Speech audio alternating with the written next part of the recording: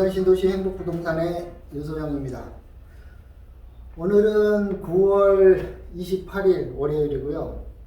이번 주에 추석이 있어서 미리 조금 하루 이틀 앞당겨서 방송을 하고 9월 마감을 하도록 하겠습니다. 8월, 7월과 마찬가지로 오늘도 9월 달에 검단 신도시 분양된 아파트, 또 검단 신도시 호반, 금호, 유승 한례들 이 세 아파트의 실거래가 신고 건수 이렇게 알아보고, 요번에 9월 달에는 어떻게 분양권 거래가 어떻게 되었는지, 다음은 검단 신도시 1단계 35,000세대 중에서 중심상가 분양은 어떻게 되었는지, 이주택지 상황은 어떤지, 또 검단 신도시 향후 전망은 또 어떤 게 남아있고, 호재가 어떤 게 남아있고, 어떻게 흘러갈 것인지에 대한 그런 이야기를 한번 해보도록 하겠습니다. 9월 달에는 저희가 검단 신도시가 2월 달서부터 3월, 정확히 얘기하면 2월 말 3월 초서부터 코로나 그 영향을 받아서 분양권 거래가 주춤했다가 4월 달까지 코로나 영향을 많이 받았습니다. 그래서 안 되다가 5월 달에 조금 살아나나 싶었는데 6월 17일 날 그 인천 서구가 투기과열지구로 묶이면서 검단 신도시도 투기과열지구가 됐죠. 그러면서 팔자는 매도세가 많이 나왔고, 매수가 골라서 살 수 있는 그런 좀 매수 우위 시장이 형성돼 있었습니다.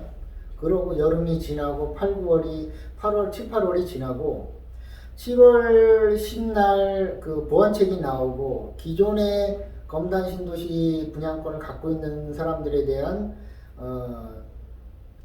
소급 적용을 안 하겠다 이래서 대출 조건 같은 경우도 입주 시가에 KB 시세의 시가가 아니고 시세의 60%까지 70%까지 무주택은 그대로 해준다, 이렇게 7월 10날 보완책이 나왔고, 8월 달에 세무 대책 해갖고 보완책이 그렇게 나왔고요.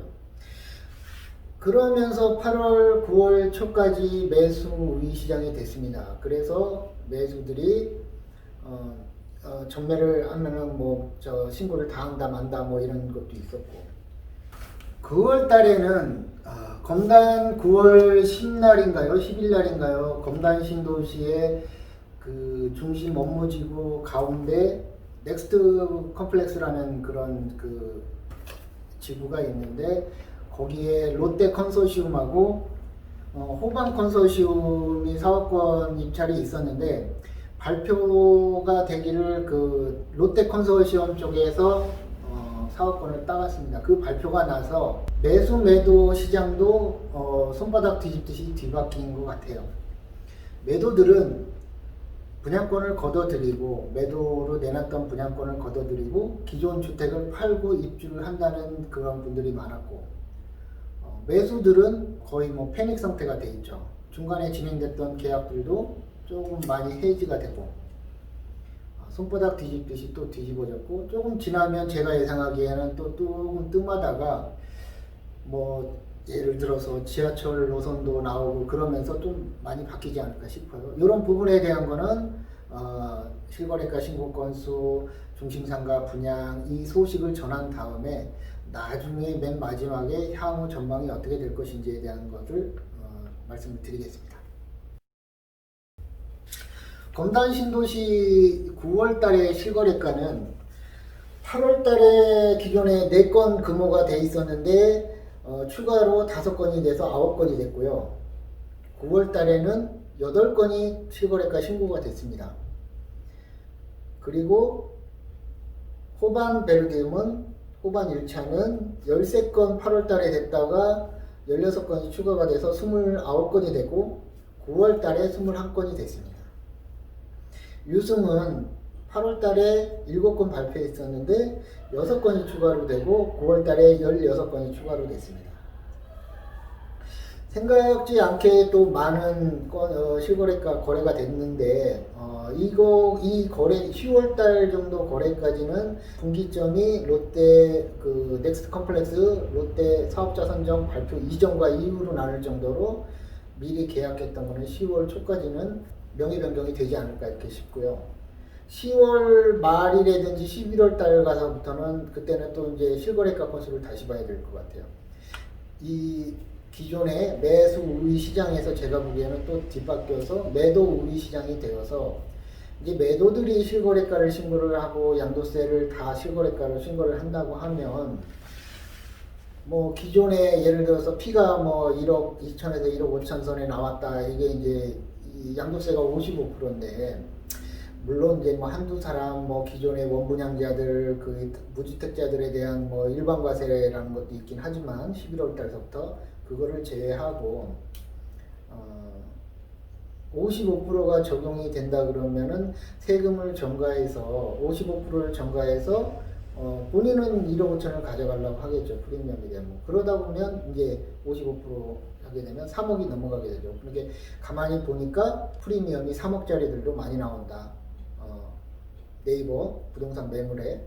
그렇게 된다는 얘기는 이제 양도세 신고를 본인들이 매도자들이 하겠다. 전부 다. 이렇게 나오죠. 그래서 프리미엄이 높아진 그런 상황이 될 것 같아요. 앞으로는. 이런 부분에 대해서 미리 아주 이제 양도세는 분양권에 대한 양도세는 1년에 55%, 2년 차가 44%, 그 다음에 일반과세로 전환이 되는데 일반과세로 전환될 때 갑자기 다운 거래가 없어지고 실거래 신고가 양도세 신고가 많아지기 때문에 프리미엄이 팍 높아지죠. 그거를 양도세를 매수자한테 전가시킨단 말이죠. 시장이 그렇게 흘러갔단 말이에요. 신도시들은 나중에 갑자기 피가 3억이 되고 4억이 되는 이유가 바로 여기에 있습니다. 양도세 부분 때문에 그래요. 결국에는 시가가 올라가게 되죠. 다운을 안 쓰게 되면 시가가 많이 올라가게 돼요. 5억 5천 하던 시가가 갑자기 7억이 돼버린단 말이에요. 그러면 결국에는 매수 부담이 많이 늘어나겠죠. 근데 매수가 그런다고 안 사냐? 매수들은 그럴 땐 더 사요. 제가 그랬잖아요. 떨어질 때는 못 사요, 매수들이. 어디까지 떨어질지를 모르니까. 근데 신도시는 3개월, 4개월마다 이런 호재들이 발표가 됩니다. 요번에 말에는 뭔가가 나오냐. 또 5호선 노선이 막 결정될 거란 말이에요. 내년 상반기 때는 옆으로 지나가는 9호선 노선이 결정될 확정에 발표가 될 거고 여기 지나가는 김포에서 하남까지 지나가는 GTX D 노선이 발표가 될 거란 말이죠. 그러면은 이제 프리미엄이 매도 우위 시장으로 바뀌면서 매도자들은 기존의 주택을 처분하려고 이쪽으로 들어온다고 하겠죠. 확실해졌으니까. 그동안 정해지지 않았던 그런 것들이 확실하게 정해지고 롯데가 들어온다는 것 자체는 걔는 데이터로 들어오기 때문에 확정적이란 말이죠. 그렇게 된다면 주위 상권이란 이런 데이터 또 이런 걸 다 갖고 들어오겠죠. 넥스트 컴플렉스가 최근에 2기 신도시에서 나온 건데 이런 특화구역이라 그래가지고 이런 넥스트 컴플렉스처럼 해놓은 데가 광교 신도시 가면은 그 호수공원 위에 보면은 컨벤션 센터 들어서고 백화점 하나백화점 들어섰고 갤러리아 백화점 들어섰고 옆에 주상복합 있고 뭐 테마 뭐 어린이 테마 이런 거 있고 그런 경우가 있어요. 광교 신도시의 그 특화구역을 보면은 넥스트 우리 검단 신도시의 특화구역이 어떻게 나올까 이런 거는 다 뭐 답이 보이는 거고 롯데가 대규모 투자를 해서 들어온다는 얘기는 검단 신도시의 캐치플레이드가 인천 서북부의 최고의 뭐 신도시 스마트 시티 이렇게 캐치플레이드가 있는데 그거에 가까워진다는 거죠. 그래서 주변 상권 아라뱃길 이남 청라는 제외를 하고 아라뱃길 이외에 있는 검단지구, 원당지구 이런 또 풍무지구, 한강 신도시 여기까지 상권을 염두에 두고 들어온 거 아닌가 저는 그런 생각을 합니다. 그래서 롯데가 대규모 투자를 하게 되고 여기서 중심 상권은 검단 신도시 백일역이 될 가능성이 굉장히 큰 거죠. 그러면 여기 백일역에 5호선 연장선이라든지 또 많은 업무지구의 종사자들만 해도 여러 몇만 명이 될 수가 있기 때문에 GTX 노선이 연장된다면 당연히 100인력으로 들어올 수밖에 없는 상황으로 간다는 거죠. 이 부분에 대해서 의구심을 가졌던 게 롯데 이번에 컨소시엄이 확정되면서부터 불확실성이 없어졌단 말이죠. 검단 신도시의 분양권을 갖고 있으셨던 분들은 매물을 걷어들이고 본인들의 주택을 처분하고 일로 들어오려고 하는 경향이 많이 있습니다. 매물이 다 없어지고. 그래서 팔지 말라 그런 거예요, 윤 소장이.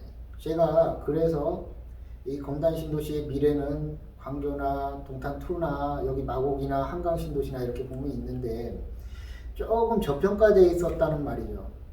투기과열지구로 되면서 사람들이 외면하고 했는데 살려고 하신 분들이 못 사고 방황하고 좀 더 떨어졌을 때 싼 물건 찾아다닐 때 제가 그랬습니다. 오늘 이 자리에서 사야 된다. 그렇지 않으면 못 산다.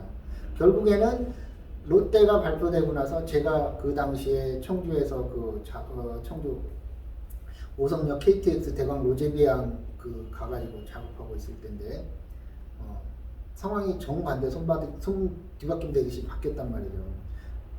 그 전에 파셨던 분은 조금 아쉬움이 많을 거고 지금 매도가 안 돼서 계약이 안 돼서 어떻게 불확실성을 갖고 매도하시려고 하셨던 분들은 오히려 좋은 호재 때문에 매물 걷어들이고 본인의 집 처분하고 이렇게 들어온다 이런 분들이 많이 계시고 하여튼 손바뀜이 그렇게 됐습니다.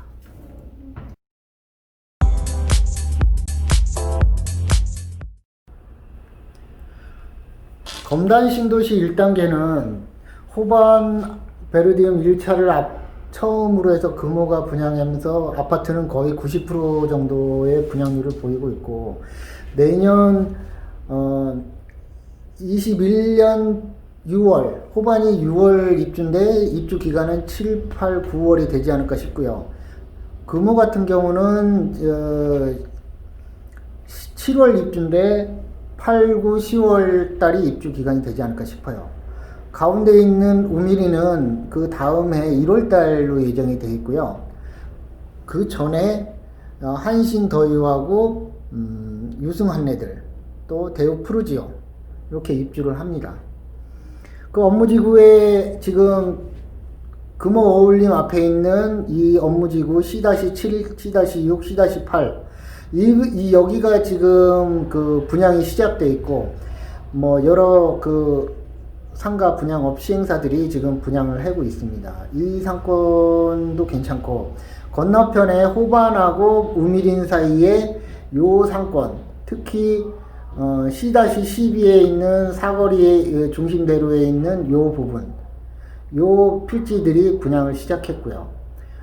건너편에 금호 앞에 있는 C-6, 7, 8 사이에 C-9하고 C-1 여기 주상복합을 합해서 넥스트 컴플렉스 이번에 롯데가 여기를 컨소시엄이 낙찰을 받은 거죠.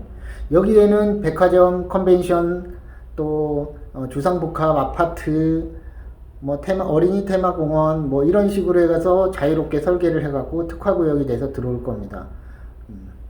이 부분의 경쟁력이 인천 서북부의 모든 한강 신도시까지 당하지구, 검단지구, 원당지구, 여기 풍무역 앞에 풍무지구를 다 포함한 상권이 중심이 여기 롯데 넥스트 컴플렉스가 되지 않을까 싶어요. 그렇다는 얘기는 뭐냐면은 이 업무지구의 유동인구가 어마어마하게 많아질 것이고 전철 5호선이 연장된다면 이 100인력을 거쳐갈 수밖에 없는 거고 김포에서 하남까지 GTX D 노선이 발표가 된다 그러면 김포공항과 이 100인력 역사가 여기 되지 않을까 하는 추정을 거의 제가 해보는 이유가 그 이유에서입니다.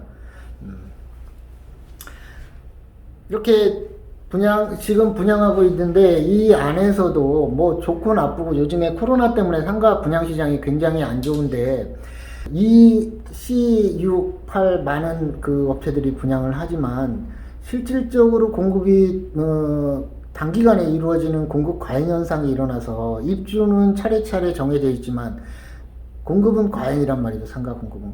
여기서 자세히 하나둘씩 훑어보면 1층에 30-40%는 임차인을 맞추지 못할 거라는 예상도 제가 해봐요. 그래서 상가 분양 받으실 때 1층은 특히 조심을 하셔야 됩니다. 오히려 2층보다도 못할 수가 있습니다. 지금 풍무지구 풍무역 앞에 푸르지오하고 사이에 있는 그쪽의 상가들이 지금 거의 절반 이상이 1층이 비어 있어요. 임차인을 못 맞추고, 그쪽은 반쪽 상권이니까 제가 들어가지 말라고 그랬는데, 거기도 지금 렌트풀이 6개월이 나오고 있습니다. 분양받으신 분들은 지금 굉장히 많이 안 좋죠. 이 상가도 여기도 제가 보기에는 한 30에서 40% 정도 1층에 임차인을 맞추지 못할 겁니다. 그래. 분양 받으실 때는 항상 많은 생각을 해보시고 상담도 받아보시고 하나하나 영업사원들 찾아가서 얘기 들어보면 다 좋아요. 근데 전체를 이렇게 보고 나면 좋은 자리하고 안 좋은 자리는 가격이 문제가 아니고, 가격은 얼마 차이가 안 돼. 왜 그러냐면 지금 금리가 저금리 시대에 파이낸싱이 좋아서 그렇게 가격 차이는 큰 영향을 못 줘. 좋은 자리냐 아니냐, 1층에 임차를 맞출 수 있는 자리냐 아니냐를 먼저 판단을 해보신 다음에 분양을 받아야 될 것 같아요. 나중에 땅을 치면서 통곡할 수도 있습니다. 은행 이자 내가 물어줘야 돼요. 임차인이 있으면 임차인이 대신 내주는 건데, 임차료 가지고 은행 이자를 내주는 건데 내가 부담해야 될 수도 있어요. 그 부분에 대해서 아주 신중한 생각을 좀 하시고, 단지 내 상가는 이미 이 금호나 여기 그 호반 이런 단지 내 상가들은 이미 한 6억을 넘어서서 6억 5천 7억까지 거래가 되려고 합니다. 단지 내 상가는 그렇고, 기존의 단지 내 상가는 뭐 아파트도 많이 남아있기 때문에 단지 내 상가 입찰을 한번 노려보시는 것도 괜찮아요. 기존 주택을 기존 단지 내 상가를 프리미엄으로 매수를 하시는 것보다는. 이주자 택지는 아직 스케줄이 나오지 않았기 때문에, 제가 8월 달에 말씀드린 것처럼 아직 스케줄이 나오지 않았기 때문에 별 움직임이 없습니다. 더군다나 여기가 투기과열지구로 묶이면서 이주자 택지가 1주택이나 다주택자들한테 투자의 수단이 좋은 수단이었는데 그게 조금은 많이 바뀐 것 같아요. 그래서 시간이 지나면 아파트 다주택자에 대한 거하고 일반 주택에 대한 거하고 구분이 나오면서 조금 완화책이 나오지 않을까 싶어요. 이주자 택지 그 추첨 스케줄은 내년 하반기나 내후년 상반기 초에 추첨 예정이 있어요. 이 스케줄이 발표가 되면 그때서부터 이주자 택지에 대한 그런 부분들이 좀 움직이지 않을까 이런 생각을 해봅니다. 말씀드렸듯이 그 검단 신도시 상황이 또 9월 달에 넥스트 컴플렉스 롯데 컨소시엄 확정된 그 소식으로 인해서 손바닥 뒤집듯이 바뀌었는데요. 제가 항상 매수인들한테 그래요. 오늘 매수하시라고. 계속 올라갈 겁니다. 많이 올라갈 거예요. 어느 정도 택지개발지구 수도권의 신도시 택지개발지구에 가격이 막 올랐다는 그 상승했다는 거에 거의 50%의 책임은 국가에 있습니다. 세금을 높여놓는다는 것도 좋지만 좋은 점도 있지만 항상 동전의 양면처럼 안 좋은 면이 있어요. 세금은 전가되거든요. 매수자한테서 매도자한테서 매수자로 전가가 되니까 금액이 올라가죠. 실거래가 신고를 한다든지 세금이 높아지면 그 금액만큼 매수자한테 전가가 되면 시가가 올라간다는 얘기입니다. 시가가 올라가면 금방 그 우리가 생각지도 못했던 가격이 돼버리고, 그 가격이 한번 형성이 되고 나면은 그 매도자들이 방어하는 게 있기 때문에 떨어지기가 힘들어요, 가격이. 특히나 저평가에 이렇게 검단 신도시처럼 저평가 있는 데는 금방금방 호재가 나올 때마다 막 올라갈 겁니다. 그러다 보니까 입주자 협의나 이런 카페에서도 그런 다운 거래를 한 그런 거에 대해서 막 민원을 집어넣고 하는 이유가 거기서 나오는 게 시가를 높이려고. 시가가 높아지면 어떤 결과가 나와요? 우선 시가가 높아지면은 예를 들어서 60% 세금이라 그러면은 5억에 대해서 60%는 3억이 대출 받을 수 있는 거를 예를 들어서 8억에 대해서 60%라면 68에 48, 4억 8천, 1억 8천을 더 받을 수 있습니다. 시가를 높이려는 노력을 그 입주 그런 그 단체에서 많이 해요. 그게 또 뭐 그 사람들 그 소유권을 가지고 그분들이 하는 건데 그것도 뭐 불법 행위를 국가에서 불법 행위에 대한 단속이고 이러니까 그래서 빨리빨리 뭐 1억, 2억 됐던 게 갑자기 3, 4억이 되고 이러는 이유가 분양권이 그렇게 해서 되는 거거든요. 결국에는 그거 양도세 다 전가시키고 하다 보면 돈은 누가 다 가져가요? 국가가 다 가져갑니다. 세금으로 다 가져가면서 가격에 대해서 많이 올랐던 거에 대해서 규제책을 막 하면서 양도세 높인 게 결국에는 시가를 더 올리는 결과가 나오는 거죠. 너무 싸게 분양하니까 많이 오른 겁니다. 신도시는 택지개발지구 제일 싸잖아요. 분양권 자체가. 2단계는 아마 5억대 초반에 나오지 않을까 그렇게 생각을 해봅니다. 제가 현장에서 느끼는 거는 그런 것 같아요. 검단 신도시는 이제 조금 본궤도에 올랐다고 생각을 합니다. 하지만 제가 보기에는 아직까지 뭐 입주도 아니고 그렇다고 1년 차도 아니고 2년 차도 아니고 이제 출발도 안 했어요. 뭐 이러다가는 내가 보기에는 뭐 기본 8억은 가지 않을까 싶고 더군다나 이게 법원 들어오죠 뭐하고 그러면 법원 들어오고 뭐하고 그러면 또 한 2, 3억 비싸더라고요. 뭐 그 기간 동안에 한 10억은 가지 않을까 싶은데 예상을 해보는데 또 아니라고 얘기하시는 분들도 계실 수 있을 것 같아요. 하지만 제 경험에서는 올라가는 거 금방 올라갑니다. 먼지 뿔뿔 나는 데를 보시면 안 돼요. 그때서부터 돈이 돌아다닌다 생각하고 이 도시가 완성됐을 때 송도처럼 변한다고 생각을 하셔야 돼요. 막대한 자본이 투입되기 때문에 그렇게 변하면은 부가가치가 크고 주택 가격이 아파트 가격이 많이 올라가죠. 아파트만 짓는 게 아니고 오늘 이 순간에도 밑으로는 전철하는데 전철 그 터널 공사를 하고 있고 태리간 고속도로에서는 그 고속도로 공사를 하고 있고 공원 공사를 하고 있고 아파트만 짓는 게 절대 아닙니다. 신도시는 뭐가 좋아요? 여러 가지 업무지구서부터 그런 공원 또 교통망, 광역교통망, 버스 스탑까지 다 이렇게 공동구 어마어마하게 또 공사를 하고 있습니다. 이런 게 신도시에 들어오는 그 입주민들의 다 편의시설이 되는 거죠. 나중에 편의시설이 뭐 용량이 뭐다 이런 거 없어요. 기본 세대수에 맞춰서 다 맞춰 들어오기 때문에 기존의 주택을 팔고 이쪽으로 들어오시는 분들이 많이 늘었어요. 저도 팔았습니다.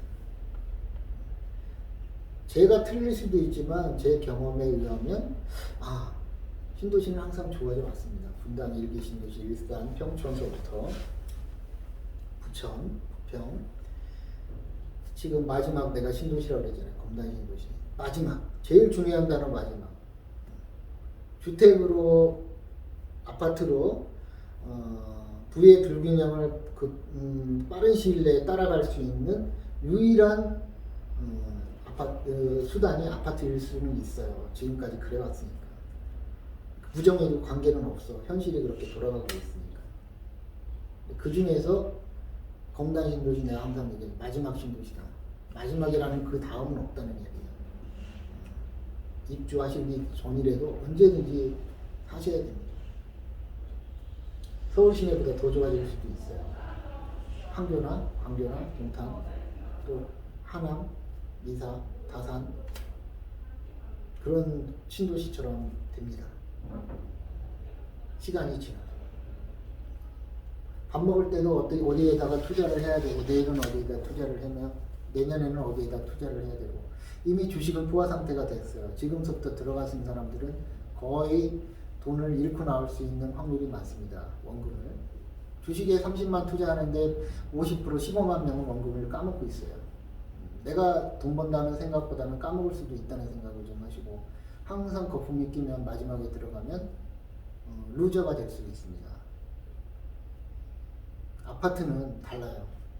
코로나 때문에 여러 가지 그 갭이 있어가지고 조금 지체되고 했지만 제가 보기에는 앞으로 그 검단 신도시 좋은 호재들이 많아서 많이 올라갈 것 같아요. 추석 잘 보내시고 항상 밥 먹을 때 내가 무엇에 투자를 해야 되나 예금 적금에다가 투자를 한다면 투자라는 거를 굳이 뭐 어디다가 한정 짓지 마시고 돈을 어떻게 굴린다는 거를 매일매일 생각하다 보면 1년 후에 분명히 바뀌어 있을 거예요. 귀찮죠? 돈 없는 사람은 항상 안 귀찮게 생활해요. 돈 있는 투자한 사람들은 항상 머릿속에 고민도 많고 귀찮습니다. 왜? 돈 없는 사람은 그럴 생각할 필요가 없어요. 항상 편해요. 그래도 저하고 상담하고 저하고 아시는 분들은 제가 이런 말씀을 드리면 항상 뭐에 투자할 것인가에 대한 고민을 좀 많이 해보시라는 말씀을 드리는 이유가 여기에 있습니다. 감사합니다. 추석 잘 보내시고요. 10월 달서부터는 조금 더 좀 발전된 거 그런 부분으로 제가 좀 화면을 꾸미려고 합니다. 시간이 없어갖고 이렇게 하는데 잘 부탁드리고 전화 주시면 또 제가 성의껏 상담을 해드리겠습니다. 감사합니다. 이 소장이었습니다.